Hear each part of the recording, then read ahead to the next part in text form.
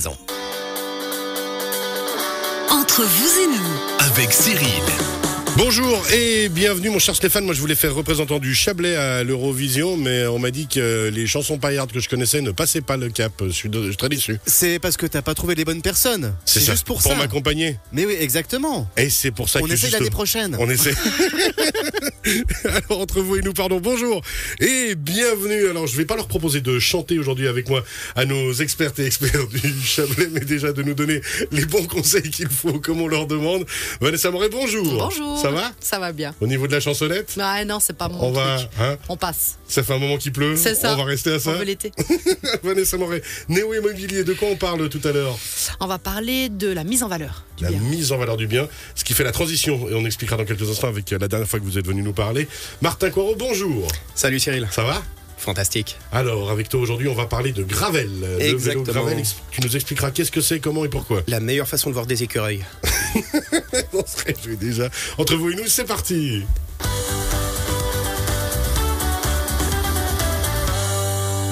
Vanessa Moret, Néo Immobilier. Alors, la dernière fois, on expliquait comment bien évaluer un bien. Ouais. Et maintenant, on va expliquer comment bien le mettre en valeur. Faites-nous rêver. C'est ça. Effectivement, une bonne mise en valeur du bien, ça donne envie aux potentiels acquéreurs de base d'aller plus loin plutôt que de rester braqué sur une annonce, photo, information, petit titre, prix. C'est ça, c'est qu'il faut donner envie.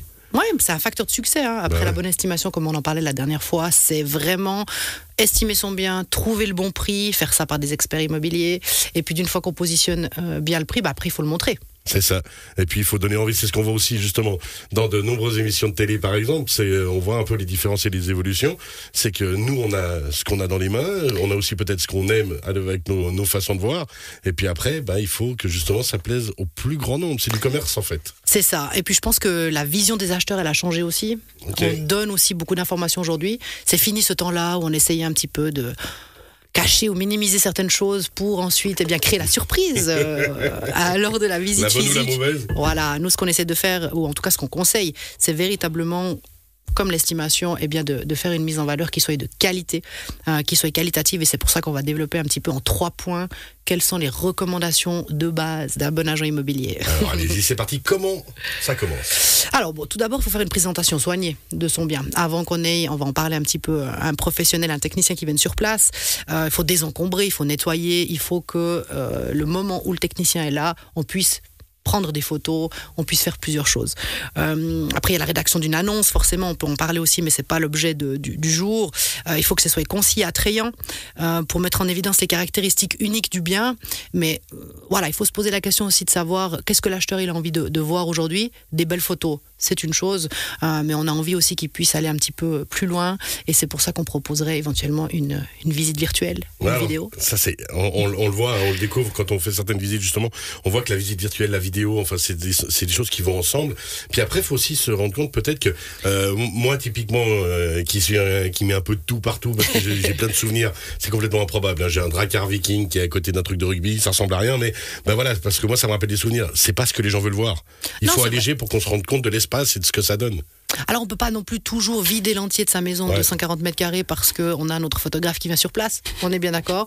Par contre, c'est vrai qu'on se dit on met toutes les chances de notre côté, on fait un petit effort ce jour-là, mais on a mis en place d'ailleurs dernièrement une technique supplémentaire à tout ce qu'on propose. On va développer un petit peu ces points-là, c'est le home staging. On va utiliser un petit peu d'intelligence artificielle pour ça, mais on a eu de très très bons résultats avant-après. Ok, alors expliquez-nous un petit peu comment on développe les choses. Donc les 3 points, un photographe professionnel, ça c'est impératif, une vidéo de présentation 360 et puis des plans de commercialisation qui soient véritablement simples d'accès. Donc les mètres carrés par pièce, par étage, pour une visualisation simple et efficace pour l'acheteur. Parce qu'il y a une première chose, c'est justement, vous l'avez dit, au niveau des pièces, de faire des photos et autres, on se rend compte des choses. Des photos à 360, ça permet, depuis le téléphone, la tablette, l'ordinateur, de visiter. Mais ensuite, si on a les plans encore à côté, ça permet aussi peut-être de se refaire l'espace selon ce qu'on a envie ensuite. Oui. Puis les plans, les mesures, c'est important aussi pour un autre point, on va y revenir, mais c'est vrai que pour commencer avec le photographe, il faut que ce soit des photos qui soient professionnelles, c'est-à-dire que l'angle, la lumière, etc., ça compte. On n'est pas tous, Chacun son métier. aguerris à l'exercice, donc c'est important. Et puis aussi les mauvaises qualités de photos, c'est clairement un des points freinants qui fait que votre bien ne sera pas vendu. Et ça, malgré le prix, malgré la localisation, malgré plein d'autres points, et des fois, on a tendance un petit peu à l'oublier. Puis il faut se rendre compte que quand on vend un bien, il y a quand même l'espérance justement de recevoir, entre guillemets, de bien le vendre et donc d'avoir une jolie somme. Autant investir ce que ça demande dans des professionnels et pas regarder avec le petit cousin de tante Berthe qui pourrait nous faire des jolies photos le dimanche, quoi. Exactement, même si on a des clients qui font de très très belles photos. Après, il y a aussi une question de qualité, de clichés qui va nous permettre justement de publier de manière vaste et d'avoir une visibilité accrue de ce bien. Et pour ce faire, il faut avoir des photos de qualité. Il faut aussi se rendre compte que plus de 40% des acheteurs regardent uniquement les photos et ne lisent pas les textes. Donc, plus de 40%, c'est quand même beaucoup. Ouais, c'est énorme. Quand on essaie de toucher un petit peu tout le marché, il faut qu'on puisse toucher véritablement tout le marché. Et encore une fois, on ne le répète jamais assez, mettre toutes les chances de son côté. De nouveau, la photo, c'est l'accroche, quoi. C'est ça. Ensuite, Exactement. avec la vidéo, alors La vidéo, l'avantage qu'il y a, c'est qu'effectivement, moi, je peux visiter le bien avant d'aller sur place. C'est aussi un gage de qualité un petit peu pour le vendeur quand votre agent immobilier peut vous dire, effectivement, on a un client qui a vu vos photos, qui connaît le prix du bien, qui a éventuellement regardé les plans, mais qui s'est aussi arrêté pendant quelques minutes, on l'espère assez longue, sur la vidéo, et puis qui a réellement visité. Il n'y a plus cet effet de surprise au moment de la visite physique, et c'est un petit peu ce qui devrait être annulé aujourd'hui. On aime tout savoir avant, et puis arriver en connaissance de cause. Il y a une vision des choses, j'ai pas envie de perdre, entre guillemets, trop de temps, je sais où je vais, et puis j'ai déjà une bonne base dans la tête. Mais la vidéo, pareil, alors, des professionnels, c'est toujours mieux quand même. Toujours. Surtout pour avoir du 360, on n'a pas tout ça à la maison. Non. Et puis, bien évidemment, alors il y a des techniques qui sont diverses et variées, mais cette vidéo, elle va nous permettre aussi de laseriser, donc de mesurer au laser de manière très précise la surface habitable. Et ça, c'est un point sur lequel j'aimerais peut-être dire de on a énormément, on le voit tous sur les différentes annonces, des types de surfaces diverses et variées qui nous sont présentées. La surface nette, la surface brute, la surface habitable, de plancher, etc. etc. Et puis ça crée véritablement un petit peu le doute dans la tête des acheteurs. Ils ne savent plus à quel sens vouer, comme on dit. Cette surface que nous recommandons être nette d'habitation n'est pas uniquement faite pour les acheteurs, mais aussi pour les banques. Ah ouais, pour être surface, bien précis justement, dans la préparation de la base de l'offre. C'est ça, parce qu'on rappelle, comme on a discuté la dernière fois, on va valoriser un bien au niveau bancaire aussi sur sa surface. Et de manière très très précise. Exactement. Le home staging, je voulais en parler un petit peu, parce qu'on a fait des photos, on a une vidéo, on a des plans, on a des mesures, et puis parfois on a quand même des pièces qui restent un petit peu moins attrayantes, ou dans laquelle on n'a pas pu faire le rangement escompté.